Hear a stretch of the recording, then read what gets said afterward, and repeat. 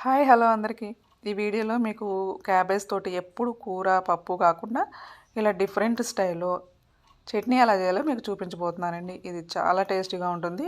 ఈ టిఫిన్స్లోకి రైస్లోకి కూడా అదిరిపోతుందండి. ఒక్కసారి ట్రై చేసి చూడండి. బాండీ పెట్టుకొని ఆయిల్ వేసుకొని కట్ చేసుకున్న సన్నగా కట్ చేసుకున్న క్యాబేజీ ముక్కలను వేసుకోవాలి. నేను కొంచెం స్టార్ట్ చేసినాక వీడియో తీయాలనిపించిందండి మీకు చూపించడానికి. అప్పటి నుంచి స్టార్ట్ చేసి వీడియో తీశాను. కొంచెం క్యాబేజీని పక్కన ఉంచుకొని కొంచెం ఉప్పు వేసి బాగా మెదిపి పక్కన పెట్టుకోవాలి. తర్వాత ఒక నిమ్మకాయ సైజు చింతపండుని వాటర్ వేసి ఉడికించుకొని అది కూడా పక్కన పెట్టుకోవాలండి. ఉడికించి వేయడం వల్ల చింతపండు మనకి ఎక్కువ రోజులు పచ్చడి నిల్వ ఉంటుంది. క్యాబేజీ ఈ విధంగా అంతా వేగిపోయిన తర్వాత 10 నిమిషాలు వేగితే సరిపోతుంది. ఈ క్యాబేజ్ అంతా కూడా ఒక గిన్నెలోకి తీసుకోవాలండి. మీకు కనుక ఈ వీడియో నచ్చితే తప్పకుండా సబ్స్క్రైబ్ చేసుకోండి. కొత్తగా చూసే వాళ్ళందరూ కూడా సబ్స్క్రైబ్ చేసుకోండి. పక్కనున్న బెల్ మీద ప్రెస్ చేస్తే ఆల్ అనే ఆప్షన్ వస్తుంది. ఆల్ అనే ఆప్షన్ కూడా ప్రెస్ చేస్తే నేను కొత్త వీడియో పెట్టగానే మీకు నోటిఫికేషన్ వస్తుంది. మీరు వెంటనే వీడియోని చూడొచ్చండి. ఇంకా మంచి మంచి వీడియోస్ మన ఛానల్లో వస్తూనే ఉంటాయి. తప్పకుండా ఫాలో అవ్వండి. మిక్సీ జార్లోకి ఈ చల్లగా ఆరిన క్యాబేజీని వేసుకోవాలి. మనం ఉడికించి పెట్టుకున్న చింతపండుని వేసుకోండి. టేస్ట్కి సరిపడా కారం కూడా వేసుకోవాలి. అలాగే టేస్ట్కి సరిపడా ఉప్పును కూడా వేసుకోవాలండి. ఒక స్పూను మెంతిపిండిని కూడా వేసుకోవాలి. మన చింతపండు ఉడికించుకున్న మిగిలిన వాటర్ అంతా కూడా దీనిలో వేసేసుకోండి. ఎందుకంటే గట్టిగా రాకుండా చక్కగా సరిపడా కన్సిస్టెన్సీ అనేది వస్తుంది.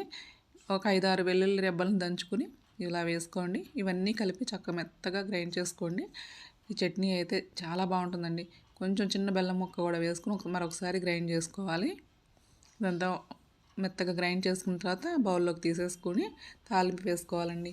ఎంతో ఈజీగా చేసుకోవచ్చు. అందరూ పిల్లలైనా పెద్దవాళ్ళైనా కూడా చాలా ఇష్టంగా తింటారండి. అంత టేస్టీగా ఉంది. నేను చేశాను, మా ఇంట్లో వాళ్ళందరికీ బాగా నచ్చింది. చూడండి, ఇలా బాండీలోకి ఆయిల్ వేసుకోండి. దానిలోకి ఆయిల్ వేడెక్కాక పచ్చిశనగపప్పు, మినపప్పు, ఆవాలు, జీలకర్ర, ఎండుమిర్చి అన్నీ వేసుకొని చక్కగా వేయించుకోవాలండి. పోపు మాడిపోతే అస్సలు టేస్ట్ ఉండదు. చక్కగా చూసుకుని కలుపుకుంటూ వేయించుకోవాలి. చూడండి, ఈ విధంగా వేయించుకోండి. కొత్తగా చూసే వాళ్ళందరూ తప్పకుండా సబ్స్క్రైబ్ చేసుకోండి. ఇంకా మంచి మంచి వీడియోస్ మన ఛానల్లో వస్తూనే ఉంటాయి. మంచి మంచి రెసిపీస్ వస్తాయి. ఫస్ట్ టైం చూసే వాళ్ళైనా కూడా పర్ఫెక్ట్గా చేసేటట్టుగా మన రెసిపీస్ అన్నీ ఈజీగా ఉంటాయండి. 4 వెల్లుల్లి రెబ్బలు కూడా దంచుకుని వేసుకుని అవి కొంచెం వేగిన తర్వాత మనం పక్కన పెట్టుకున్నాం కదండి క్యాబేజీ ముక్కల్ని ఉప్పు వేసి అవి గట్టిగా పిండేసి దీనిలో వేసుకుని కరివేపాకు కూడా వేసుకుని వేయించుకోవాలండి. 1 నిమిషం పాటు వేయించుకుంటే చాలండి. బాగా వేగక్కర్లేదు. కొంచెం దానిలోనే కొంచెం పసుపు కూడా వేసుకోవాలి. కొంచెం పసుపు వేసుకోవడం వల్ల హెల్త్కి చాలా మంచిదండి. ప్రతి దానిలో కూడా పసుపుని వేసుకోండి. మనం మెత్తగా గ్రైండ్ చేసుకున్న ఈ చట్నీని కూడా ఈ తాలింపులో వేసేసుకుని అన్నీ బాగా కలిసే వరకు కలుపుకోవాలి.